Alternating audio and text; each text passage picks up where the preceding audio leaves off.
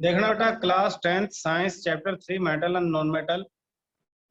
आज का जो टॉपिक हम करेंगे, what happens when metal react with water. Metal water के साथ कैसे रिएक्शन करेंगे ये हम पढ़ेंगे। बुक में देखते हैं।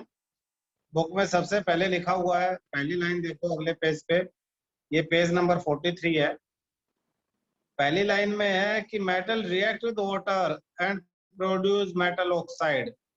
मेटल वाटर के साथ रिएक्शन करके मेटल ऑक्साइड बनाएंगे। तो इस मेटल ऑक्साइड को सर्कल कर लेना अपने बुक में।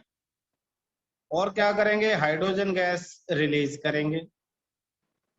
फिर दोबारा ये मेटल ऑक्साइड वाटर में सोल्यूबल हो जाएगी, सबकी नहीं लेकिन मोस्टली मेटल की जो ऑक्साइड है वाटर में सोल्यूबल होगी और मेटल हाइड्रोक्साइड बनेगा। क्या बनेगा? Metal hydroxide. यानी मेटल पहले मेटल ऑक्साइड बनाएंगे, हाइड्रोजन गैस रिलीज होगी, मेटल ऑक्साइड वाटर में मिक्स होकर मेटल हाइड्रोक्साइड बनाएगी।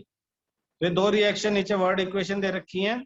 मेटल वाटर के साथ रिएक्शन करेगी, मेटल ऑक्साइड बन गया और हाइड्रोजन गैस रिलीज हुई। फिर मेटल ऑक्साइड ये जो बना था ये वाटर के साथ मिक्स होकर मेटल हाइड्रोक्साइड बनेगा। यानी फाइनली आपके पास क्या आया? फाइनली आपके पास मेटल हाइड्रोक्साइड और हाइड्रोजन गैस, ये दो चीजें बनके तैयार हो गई हैं। इसमें अब सबसे पहले दो मेटल के बारे में बात की जाती है। दोनों में से एक का नाम है पोटेशियम और एक का है सोडियम। पोटेशियम और सोडियम जो है वो बहुत ज्यादा वॉयलेंट यानी रिएक्टिव हैं और ये कोल्ड वाटर के साथ ही रिएक्शन कर लेते हैं। जो ज्यादा रिएक्टिव है कोल्ड के साथ करेंगे, जो कम है वो हॉट के साथ, जो बहुत कम है वो स्टीम के साथ करेंगे, और जो बहुत बहुत कम रिएक्टिव है वो वाटर के साथ रिएक्शन ही नहीं करेंगे। तो चार तरह से मेटल की रिएक्शन आप पढ़ोगे।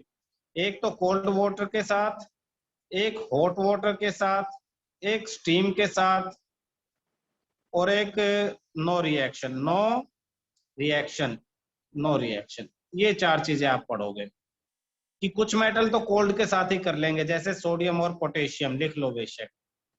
कुछ हॉट, सोडियम पोटेशियम और कैल्शियम, ये कोल्ड वाटर के साथ कर लेंगे, लेकिन सोडियम पोटेशियम अलग तरह से करेंगे, कैल्शियम अलग तरह से, इसलिए मैंने अलग अलग कर दिए हैं। हॉट के साथ करेगा आपका मैग्नीशियम। मैग्नीशियम हॉट वाटर के साथ रिएक्शन कर लेगा। स्टीम के साथ रिएक्शन करेंगे एल्यूमिनियम, आयरन Fe और जिंक Zn। तीनों स्टीम के साथ करेंगे। ये कम रिएक्टिव है, ठंडे और गर्म पानी के साथ नहीं करते, स्टीम के साथ करेंगे। चार मेटल ऐसे हैं जो हम इसमें स्टडी करेंगे और रिएक्शन ही नहीं करते। कौन सा? लेड यानी Pb, copper Cu, silver Ag और गोल्ड Au। ये चारों मेटल रिएक्शन ही नहीं करते वाटर के साथ, इन्हीं के बारे में हम यहाँ पढ़ेंगे। तो पहला हमारे पास है सोडियम पोटेशियम, हमने पढ़ा कोल्ड वाटर के साथ ही रिएक्शन कर लेंगे। रिएक्शन इतनी ज्यादा वॉयलेंट एक्सोथर्मिक होगी कि जो हाइड्रोजन आएगी वो आग पकड़ लेगी, कैच फायर। फायर को सर्कल कर लो। तो sodium potassium fire, cold water, exothermic reaction, hydrogen catch fire. ये नीचे रिएक्शन दे दी सोडियम वाटर के साथ, सीधा फाइनल प्रोडक्ट पोटेशियम वाटर के साथ पोटेशियम हाइड्रोक्साइड, और हाइड्रोजन बहुत ज्यादा हीट निकलेगी, हाइड्रोजन आग पकड़ लेगी सेम सोडियम के साथ। तो ये दो तो सोडियम पोटेशियम हो गए। फिर कैल्शियम भी कोल्ड वाटर के साथ ही, तो कैल्शियम लेस वॉयलेंट है, ये इतनी हीट जनरेट नहीं करती कि हाइड्रोजन आग पकड़ ले, तो लेस वॉयलेंट है, इतनी हीट प्रोड्यूस नहीं करती कि आग पकड़ ले। कैल्शियम फ्लोटिंग को सर्कल कर लो, फ्लोट यानी तैरना शुरू कर देती है। तैरती है, कहाँ पे तैरती है? सरफेस पे। किसके? वाटर सरफेस पे। क्यों? क्योंकि हाइड्रोजन के जो बबल हैं, क्योंकि हाइड्रोजन आग तो पकड़ेगी नहीं, लेकिन उसके जो बबल हैं वो इसके सरफेस पे चिपक जाते हैं कैल्शियम के, इसलिए कैल्शियम तैरना स्टार्ट कर देती है। तो कैल्शियम के बाद मैग्नीशियम है। मैग्नीशियम कोल्ड के साथ रिएक्शन ही नहीं करती, मैग्नीशियम हॉट वाटर के साथ रिएक्शन करती है। और सेम कैल्शियम की तरह इसमें भी हाइड्रोजन मैग्नीशियम के सरफेस पे जो है वो चिपक जाएगी, और मैग्नीशियम भी देखो तैरना स्टार्ट कर देगी, मैंने यहाँ लिखा हुआ है। और ये देखो डायग्राम भी बनाया हुआ, ये तैर रही है मैग्नीशियम। क्यों? क्योंकि इसके सरफेस पे हाइड्रोजन के बबल चिपक गए हैं। तो हमने पढ़ा पोटेशियम, पढ़ा सोडियम, पढ़ा कैल्शियम, पढ़ा मैग्नीशियम, पढ़ा।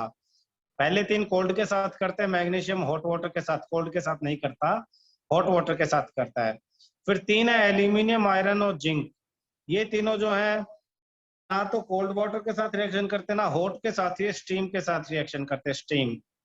और ये सिर्फ मेटल ऑक्साइड बनाएंगे, ये वाले मेटल हाइड्रोक्साइड नहीं बनाएंगे, इसे ध्यान रखना। तो ये देखो रिएक्शन भी हमने दे रखी है, एल्यूमिनियम और आयरन की दोनों वाटर के साथ रिएक्शन करके ऑक्साइड बना रहे हैं, हाइड्रोक्साइड नहीं बना रहे हैं ये, और हाइड्रोजन गैस रिलीज कर रहे हैं। इसके अलावा 4 मेटल मैंने बात की थी, लेड, कॉपर, सिल्वर, गोल्ड, ये वाटर के साथ रिएक्शन ही नहीं करते हैं। क्लियर हुआ बेटा? नेक्स्ट टॉपिक है हमारा बेटा कि मेटल एसिड के साथ कैसे रिएक्शन करेगा। तो हमें पता है कि मेटल जो है वो एसिड के साथ सोल्ट बनाता है और हाइड्रोजन गैस रिलीज करता है। When metal react with acid it give salt and release hydrogen gas.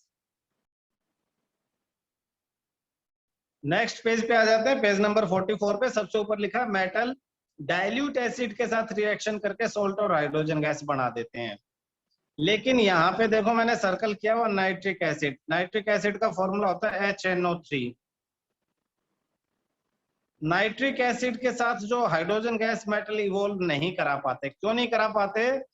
क्योंकि हाइड्रोजन गैस जो बनती है ना, नाइट्रिक एसिड ऑक्सीडाइजिंग एजेंट है, उससे हाइड्रोजन को ऑक्सीजन दे देगा। यानी देखो जो हाइड्रोजन बनी, जैसे सब मेटल बना रहे हैं बाकी एसिड के साथ, नाइट्रिक एसिड के पास ऑक्सीजन ज्यादा है, ये इसे ऑक्सीजन दे देगा और किस में कन्वर्ट कर देगा उसे? वाटर में। इसलिए हाइड्रोजन इवोल्व नहीं हो पाती। Hydrogen to water and itself, और खुद नाइट्रोजन के किसी compound, nitrogen dioxide, nitrogen oxide, nitrogen NO2, इन नाइट्रोजन के कंपाउंड्स में कन्वर्ट हो जाएगा। लेकिन मैग्नीशियम, यहां लिख रहा हूं बड़ा बड़ा Mg, मैग्नीशियम, और मैग्नीज Mn, ये दो मेटल ऐसे हैं जो डाइल्यूट नाइट्रिक एसिड के साथ हाइड्रोजन गैस इवोल्व करा पाते हैं। They evolve hydrogen gas with dilute nitric acid. तो याद रखना, पूछेंगे नाइट्रिक एसिड के साथ मेटल क्यों नहीं इवोल्व करा पाते हाइड्रोजन? क्योंकि नाइट्रिक एसिड ऑक्सीडाइजिंग एजेंट है, हाइड्रोजन को ऑक्सीजन देगा, उसे वाटर में कन्वर्ट कर देगा। फिर कौन करा पाता है? मैग्नीशियम और मैग्नीज करा पाते हैं। किसके साथ? डाइल्यूट नाइट्रिक एसिड के साथ हाइड्रोजन गैस। नीचे बहुत इंपॉर्टेंट एक लिक्विड का नाम दिया, एक्वारीजिया। एक्वारीजिया एक लिक्विड है। लिक्विड कैसे बनता है ये लिक्विड? हाइड्रोक्लोरिक एसिड HCl और नाइट्रिक एसिड HNO3 को 1:3 में मिला देते हैं। 3:1 में। HCl एंड नाइट्रिक एसिड को 3:1 में मिलाते हैं, यानी 3 ग्राम अगर हाइड्रोक्लोरिक एसिड है तो 1 ग्राम नाइट्रिक एसिड। तो इससे ये जो लिक्विड बनेगा, ये लिक्विड इतना ज्यादा स्ट्रॉन्ग एसिड है कि गोल्ड को अपने अंदर डिसॉल्व कर लेता है।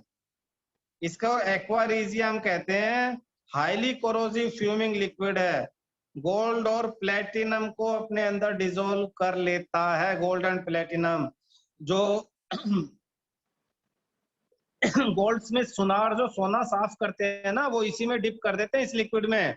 ये ऊपर के ज्वेलरी के ऊपर के सोने को अपने अंदर मिक्स कर लेता है और आपको लगता है आपका गोल्ड ज्वेलरी नई हो गई है, जबकि उसमें से कुछ सोना इसके अंदर मिक्स हो जाता है, जिसको ज्वेलर बाद में निकाल लेते हैं अलग से। ये सारा काम इसलिए किया था हमने कि हम पता लगा सके कौन सा मेटल ज्यादा रिएक्टिव और कौन सा कम। लेकिन हमें ना तो ऑक्सीजन के साथ, ना वाटर के साथ, ना ही एसिड के साथ रिएक्शन कराने से ऐसे पता लगा कि एग्जैक्टली कौन सा मेटल दूसरे से ज्यादा रिएक्टिव है। इसलिए हमने नया मेथड यूज किया, डिस्प्लेसमेंट रिएक्शन। तो इससे क्या हुआ कि जो मेटल दूसरे को डिस्प्लेस कर देगा वो उससे ज्यादा रिएक्टिव होगा। तो डिस्प्लेसमेंट रिएक्शन के बेस पे हमने मेटल को एक सीरीज बनाई जिसको हमने रिएक्टिविटी सीरीज का नाम दिया। इसमें हमने सबसे ज्यादा रिएक्टिव मेटल को ऊपर और सबसे कम को नीचे लिखा हुआ है। तो ये रिएक्टिविटी सीरीज आपको याद करनी है। Potassium, sodium, calcium, magnesium, aluminium, zinc, iron, lead, hydrogen, copper, mercury, silver and gold. ऊपर वाला ज्यादा, उससे कम, ऐसे करते करते नीचे सब्जेक्ट से कम। इसके बीच में हाइड्रोजन जो मेटल नहीं है फिर भी लिखा है ताकि आपको समझ में आ जाए कंपैरिजन के लिए कि कौन से मेटल हाइड्रोजन से ज्यादा रिएक्टिव हैं और कौन से मेटल हाइड्रोजन से कम। जो ऊपर लिखे हुए हैं वो हाइड्रोजन से ज्यादा रिएक्टिव हैं, जो नीचे लिखे हुए हैं वो हाइड्रोजन से कम रिएक्टिव हैं। ठीक है बेटा।